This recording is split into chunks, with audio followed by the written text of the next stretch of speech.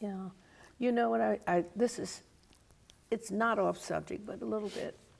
One of the persons that is in the Hall of Fame that we've interviewed is Mr. McMurray, the lawyer who represented some of the Catholic boys who said that they were molested by the priest. As a Catholic, as a priest, how did those scandals, how did that impact you, your faith? Was it a test of your faith? Were you disappointed?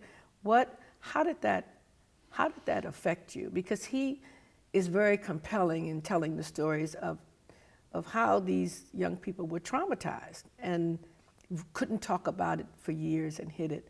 But how did it impact you as a person of the faith, and having to, in a sense that, you know, one does it and we all become suspects in some way or something? How did you handle that? How did you feel about it? Well, it's affected, I think it's affected everyone to one degree or another. It doesn't affect me in the sense of testing the faith itself. In addition to this being a failure on the part of those who were perpetrators, it's also a failure on the part of the institutional church. And that's the fear. And there's also, from my point of view, the bishops got themselves in a position where then they had to overreact in order to correct the position. And so this probably would anger some people, but faced with the media that they were receiving, and I'm one of the, I don't complain about what Debbie Yetter and others wrote. I hear people in other priests say things, and I'll say, you know, they're just doing their jobs, and Yetter's a Catholic, and I don't think she wants to be writing about this anymore, but this is news. They're not making this stuff up. It's factual, and it's not her fault, or any writer's fault. Right. So let's not, you know, pick on the Courier Journal. They're not after Catholics, you know, that kind of thing. But you hear a response like that. They're just digging, you know, and it's news. And so, but on the other hand, then the bishops go down to Texas to their annual meeting, and they come out with this charter that, in my opinion, went over the top in terms of any priest accused, not proven, but just accused is removed.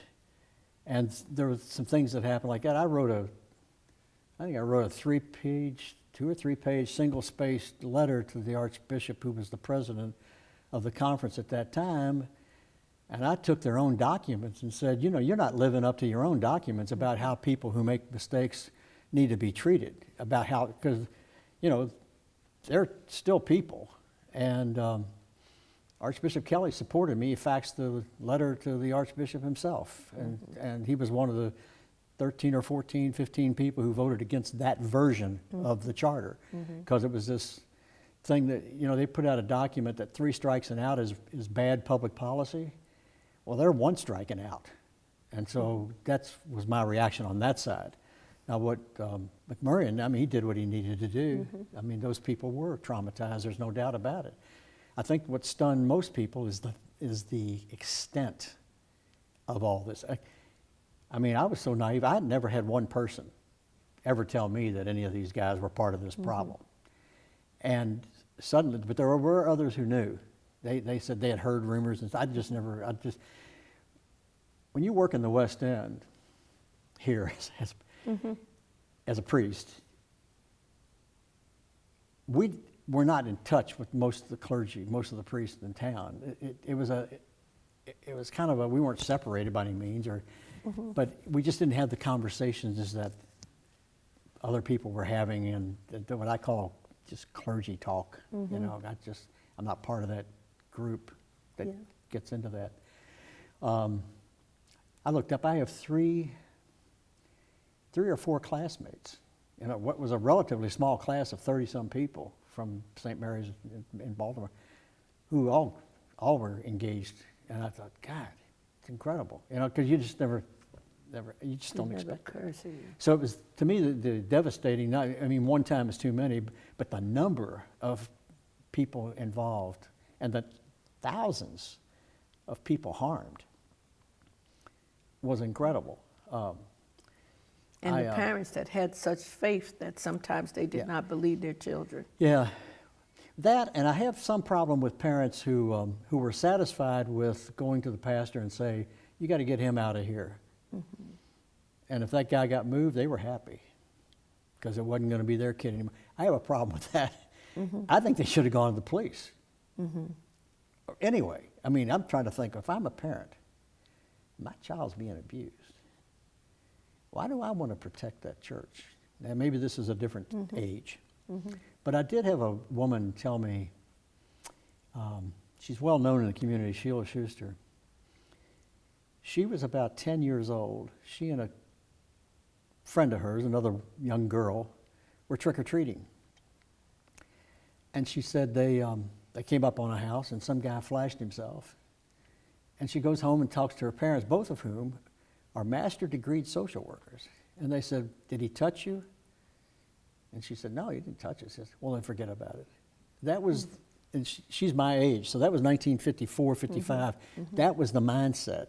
And so, it's hard to say, well, when should that have changed? And, it should have changed a lot sooner than it did, that's for sure. Yeah. But there was that kind of, well, just don't worry about it. On the part of many people. Right, I'm interested in your point too when you say those of us who worked in the West End were sort of not, part. It was sort of like you were busy doing, and the West End is doing, and we didn't have a lot of people coming down to talk and stuff like that. I'll give you this is horrible, but it happened. The parish I worked in, not when I got there, but not long before I got there, still had for colored only signs on the back pews.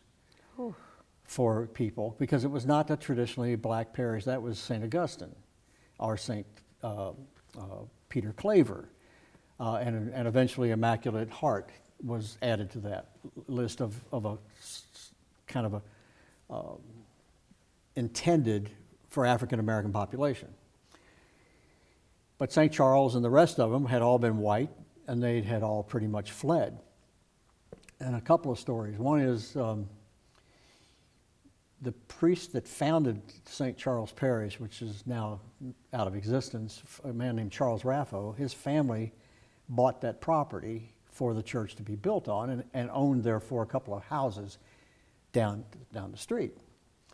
And there was a lady named Mrs. Morris, and her husband was Dr. Ralph Morris. He was deceased by the time I knew her. Lois Morris? No, not Lois. Another no, Morris. It wasn't Ralph. I'm sorry, it's the wrong Morris. Mm-hmm. But it is another, but her name is Morris. Mm-hmm. She lived in the 2800 block of West Chestnut, and she Catholic and come to church. And Verna Robertson and myself and two others, it was a team ministry in '68. And we put a geodesic dome inside the church and had a little cry room, and thought we'd dedicate the cry room to Father Raffo. So we did. It was the Father Raffo cry room. Well, Mr. Morris, this very small woman, came up and she said, no friend of ours. He bought houses in this block to keep us out. His name came off, things like that, There was a priest named Leo Craycroft, who's still alive. He was assigned to Christ the King at some point while I was still in the West End. He had been in a group of 4, 5, 6 people, I don't know how many, card-playing group of priests since he had been ordained, 20, 25 years, something like that. They would not come to the rectory at Christ the King to play cards. Would not come. Too dangerous. Too dangerous. Mm-hmm. And this is in the 70s? Yeah, 70s, early 80s, something like that. So when I say we're kind of isolated, we didn't have those. You cast your lot with the least of those. It was a different atmosphere. Yeah, and it wasn't traditional parish ministry where I'm doing marriage counseling and running a school and that kind of thing. Even when my time came to be moved, I even said to Archbishop, I said, it would hardly be fair to put me in a typical parish. I wouldn't know what the hell I'm doing there.